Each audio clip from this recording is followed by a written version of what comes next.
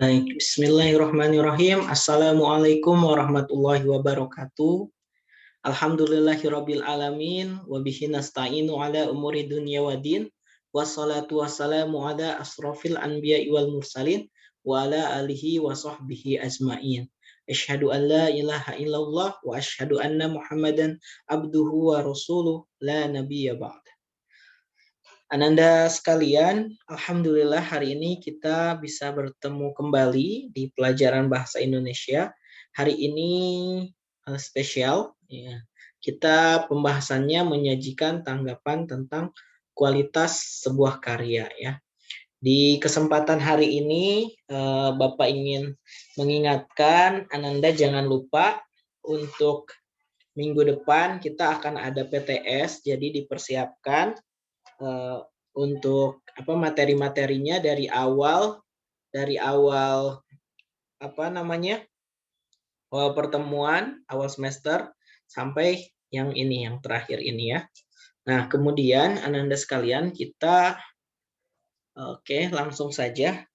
Jadi kalau di dalam teks ulasan itu jangan lupa struktur kemudian cara membuatnya, kaidah kebahasaannya, ya, itu jangan lupa. Baik, hari ini ini Bapak ingin membacakan sebuah resensi buku Chairul Tanjung Si Anak Singkong. Ya, di buku Chairul Tanjung Si Anak Singkong ini sangat menarik ya Ananda sekalian. Kenapa sangat menarik? Karena kisah-kisah yang diangkat, kisah nyata, kemudian karena namanya juga biografi ya, kisah nyata, kemudian disampaikan secara menarik. Bapak rekomendasikan untuk Ananda baca. Ya, nah di sini Ananda sekalian, identitas bukunya judulnya Chairul Tanjung Si Anak Singkong. Seperti yang kalian lihat, kemudian nama pengarangnya Cahya Gunawan Direja, Cahya dibacanya. Nama dan kota penerbitnya itu Kompas Media Nusantara, terbitan di Kota Jakarta. Edisi penerbitannya Juni 2012. Ya, tebal bukunya sekitar 384 halaman beserta cover dan daftar isi dan lain-lain ya. Dimensinya 15 cm kali 23 cm, panjang 23, lebarnya 15 ya. Kemudian kertasnya buram bergambar ya. Gambarnya ini berwarna ya. Ini harga bukunya sepertinya salah. Ini Bapak ambil sumbernya itu dari Mipta Dewi 35.blogspot.com, bisa kalian cek. Jadi Mipta Dewi ini buat sebuah resensi ulasan tentang buku Chairul Tanjung Si Anak Singkong.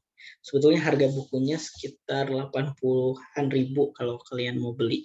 Ya, Bapak rekomendasikan sih untuk baca, apalagi kalau yang ingin menjadi pengusaha, Bapak rekomendasikan.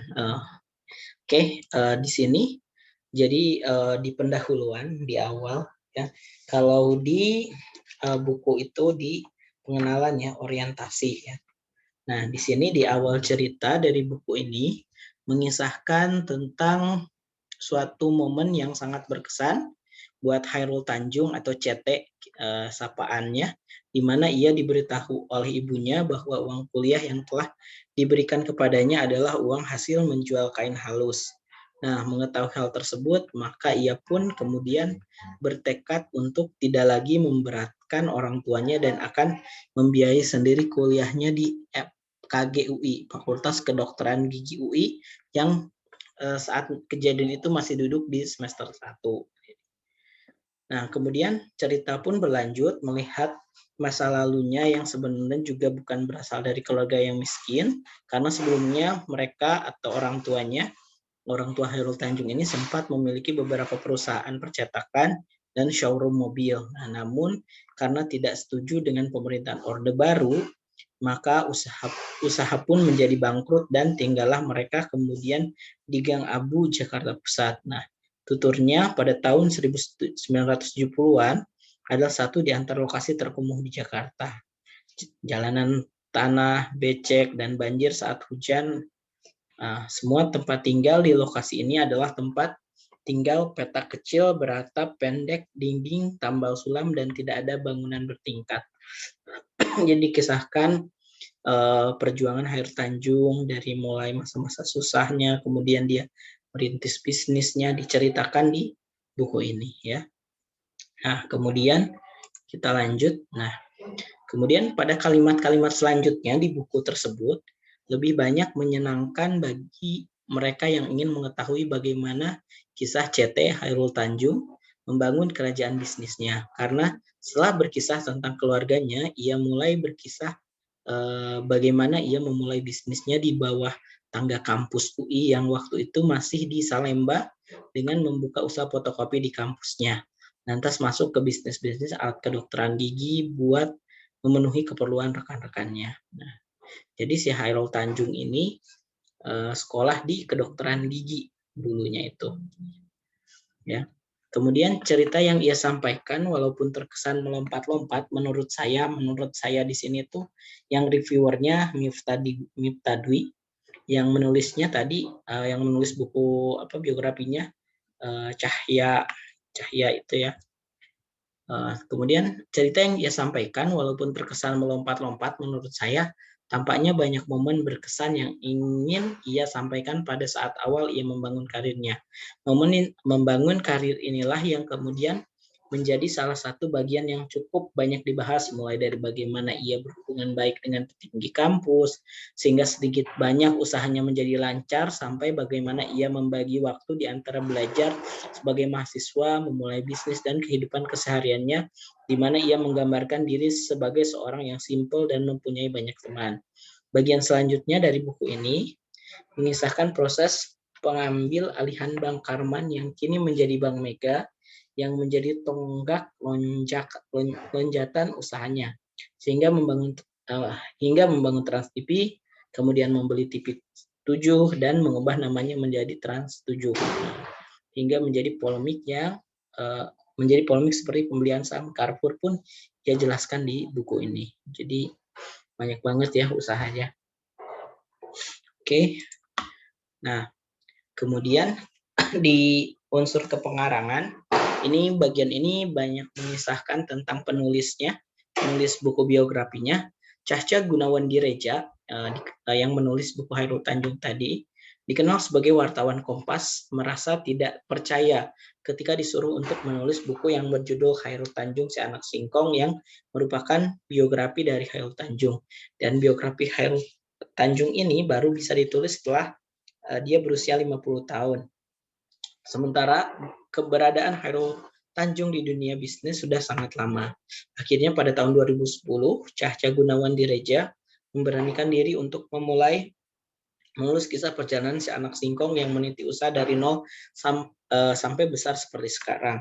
Nah, metode penulisan biografi Khairul Tanjung tersebut, si anak singkong, tidak semata-mata wawancara langsung dengan Khairul Tanjung, tetapi Cahya Gunawan Direja mengawalinya dengan kegiatan survei ke tempat Khairul Tanjung waktu kecil, kemudian juga mewawancari sejumlah teman Khairul Tanjung sewaktu SMP, SMA, hingga teman kuliah di Fakultas Kedokteran Gigi UI, beberapa pengamat ekonomi, dan narasumber lainnya. Cahya Gunawan Direja juga tidak sekedar menulis, tetapi juga mendapatkan soul itu jiwa, dari setiap kisah perjalanan si anak singkong ini.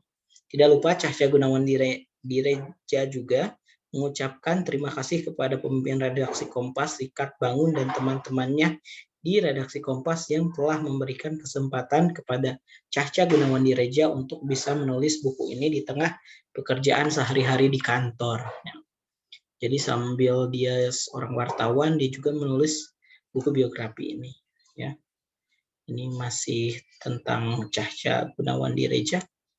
Nah, kemudian karir kepenulisannya bergabung dengan Harian Kompas sejak tahun 1990, pernah ditugaskan di Bandung, Surabaya, dan Tangerang, mendirikan Forum Wartawan Independen POWI di Bandung, Nah, karya-karyanya yang ditulis Cahya Gunawan Direja dalam bidang kesastraan tentang penulisan buku mungkin hanya ini yang pertama.